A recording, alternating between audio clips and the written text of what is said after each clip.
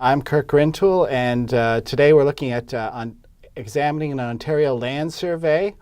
And we've talked about this before, but it's a visual depiction of the property that we're buying, and we're searching title on behalf of the buyer. So we need to get a copy of this to examine. It shows the boundaries of the property, natural features on the property, things like rivers or lakes or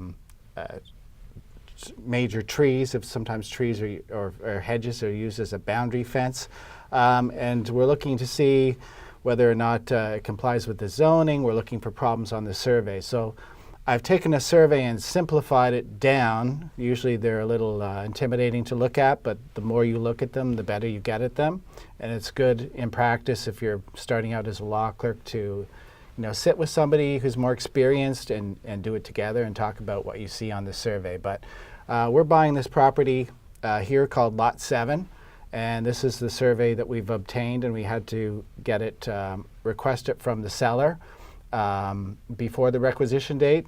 We want to use this as a basis of our requisitions to clear problems with title. So we're looking for what's wrong with this survey. First of all, we'll talk about what's on here. Lot 7, we've got a 2-story brick house. We want to make sure that the house does not encroach on the neighboring property. We've got a Bell Canada 3-foot wide telephone easement, which is fairly common that you see on a survey. That's to service the properties. The wire may or may not be there. It's that they have the right to put that in and maintain that.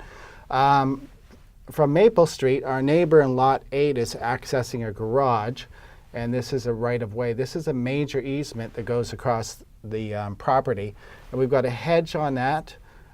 This little set of X's here is the fence, and you'll notice the fence isn't on the property line. This dotted line is the property line. So and this is a question of we're looking for problems that we might have to clear before title, to ask the seller to clear. So when you look at this, what do you see as a problem?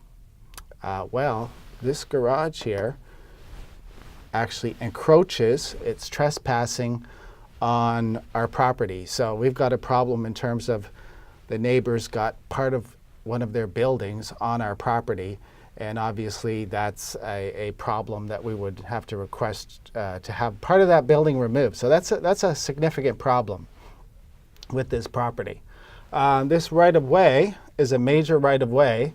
And when we talked about Form 100, the agreement of purchase and sale, we said a major easement has to be disclosed on the offer. So we should be going back to the contract and seeing whether or not this was disclosed, because this is a surprise to the buyer and this interferes with our right to use the property. So this would be something that should have been disclosed. And if it wasn't disclosed, it's a problem. We don't have to accept this major easement for them to get to their garage. There's also a hedge at the top of the property here growing on this easement. Technically, that's a problem because it's obstructing the easement. Whether or not the car can get to the garage is irrelevant in terms of legality of it, because it is an obstruction of the easement. So we could remove that, ask for that hedge to be removed. That's an issue because that hedge does have a value in terms of the what we paid for the property. It offers some privacy. So if we're asking for this hedge to be removed before closing because it obstructs the neighbor's easement, it's actually a problem for the owner of Lot 8 could ask this to be removed. Then it could affect ultimately the value of the property, or whether or not our clients are now on a property with a minus a hedge where people are looking into their backyard. So that's another issue. This is the easement, and the easement is being obstructed. The fact that this fence is not on the boundary line, there's a little strip of property here that the neighbor is using. That's our property. And again, that's a problem because the fence should be located on the boundary. And if this was in the registry system and that property had been used for 10 years or more, continuous use, there may be an issue about whether Lot 8 has actually acquired title to that little strip of property. Same thing with the garage. If the garage has been there for 10 years, it could be an issue of what we call possessory title, that they've obtained title to the property. Last thing we should consider, the Bell Canada telephone easement at the bottom of the property. If you go back to the contract, Form 100, it says that the buyer has to accept minor easements that don't substantially interfere with the property. So this probably isn't a problem. This is just something we should bring to the attention of our buyer, that it's there, but it's one of the minor easements that's covered by the contract that we have to accept. So the issues really are this garage and this hedge. Also, there's a little minor issue here.